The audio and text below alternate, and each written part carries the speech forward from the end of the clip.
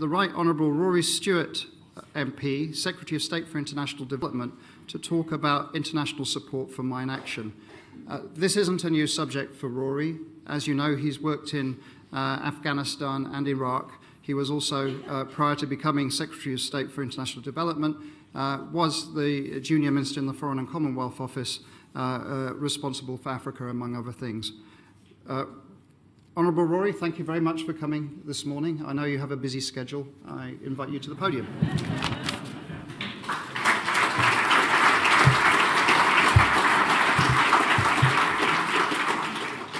Well, the one thing I wasn't going to cancel in my day is coming to join you, because this is a project which gives me so much pride in what the international community is doing, what governments like the government of Angola are doing, what our great friends and partners, the United States government, are doing, and above all, what wonderful British charities, such as Halo and Mine Action and others, are doing to deal with something which isn't actually fundamentally something that we normally think of in terms of development, but something that is about humanity.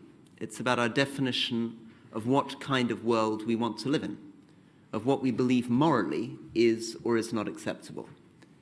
And for me, as for most people in the room, the question of mines is something that touches me, like you personally, like many people in this room. I have seen what happens when somebody steps on a mine. I've worked very closely with people who've survived stepping on a mine, in fact, employed people who've survived stepping on a mine. My father, I remember very clearly looking at the large chunk out of his leg from explosive ordnance as a child and wonder at this huge gash in his thigh, which remained even when he was in his 70s. By the time he was in his early 90s, the wound had begun to go, but it was there 50 years after the impact. And of course, many of the people that I employed in Afghanistan were missing limbs from mines, legs. I also feel this very strongly because I want to pay tribute to the people who work in this field.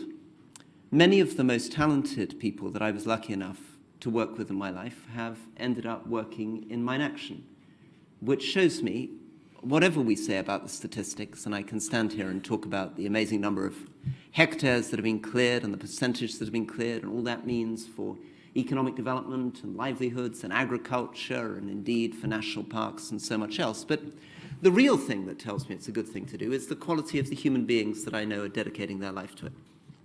And that begins in my life with my friend General James Cowan, who was my adjutant when I was a very young and incompetent 19-year-old officer in the Black Watch, but it goes on also to the extraordinary people who worked for me when I was running an NGO in Kabul in Afghanistan for 3 years, and I lost 3 of my most talented employees to go off to work for Halo. And they were some of the toughest, bravest, smartest people I knew, and indeed one of them popped up in Angola. So for me, this is woven all the way through my earliest memories of the wound in my father's thigh, through myself shuffling around on a rainy parade ground as a young officer at the age of 19, through my whole life in Afghanistan. And I think the thing that brings it together for me, and the reason I've been so proud, in a small way, as originally a DFID minister, to put my small part of the budget into supporting this, was that I felt we had lost a trick in international development, that the point about international development isn't simply about development with a capital D. In other words, it's not just about the question of how you raise incomes, although that's very important. We have a huge obligation to the poorest people in the world. But it isn't just the what, it's the how.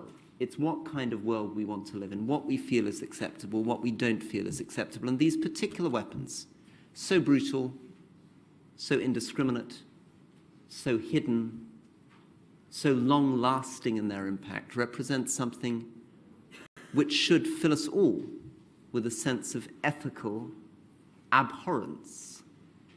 And I'm very, very proud that in the work that we do in international development, we think not just about incomes, but about protection. Now, that might be protection of the climate, might be protection of environment, it might be protection of human rights. But above all today, and the reason that I was so proud to partner with these wonderful organizations 2.5 years ago and put more money from the Department of International Development in, is because of this issue, the protection of people from a weapon that we should never have invented, a weapon that we should never have laying in the ground, and a weapon that I wish to work with all of you to eliminate from the world. Thank you all very much indeed for your work.